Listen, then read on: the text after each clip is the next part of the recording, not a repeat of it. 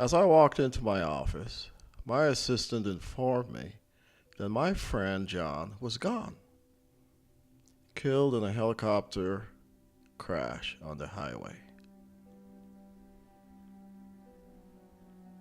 I remembered in flight school my flight instructor told me that even though he would provide me with the best training he knew how, I may one day die in an aircraft accident. And some of my colleagues will definitely die in an aircraft accident.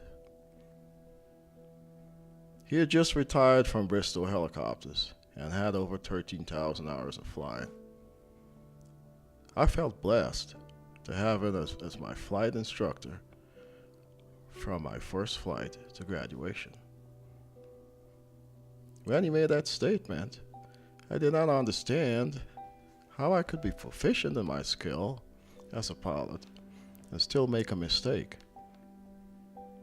I strived to learn everything he had to offer about flight and spent extra hours at night studying. It seemed to me that if I wanted to stay alive, I had to be above average in anything that I learned related to flight. It took me years to realize that the human in me and others played a major role in safety. I remembered how I trained other pilots as a young training captain. My gauge of their performance was based on their flying skills only. Even after I started to lose colleagues and mentors to aircraft accidents, it did not dawn on me that the human factor was involved. After all, it must be maintenance, the weather, aircraft performance, etc. As a young pilot in my native country, I made many trips at night into the rainforests of South America without any NVGs or adequate ground lighting to rescue a snake-bitten miner or a critically injured logger.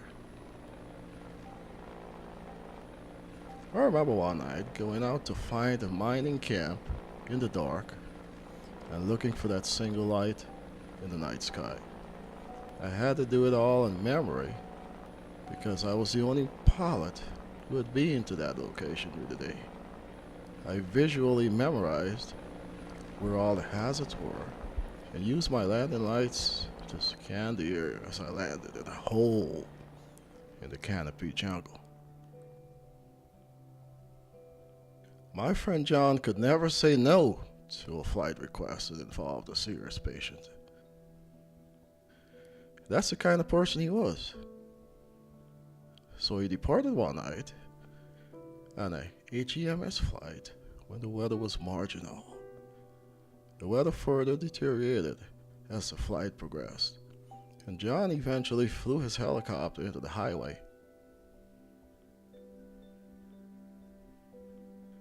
I sat in the office for a couple hours, and that's when I heard my flight instructor's voice coming back to me. And this time I heard him.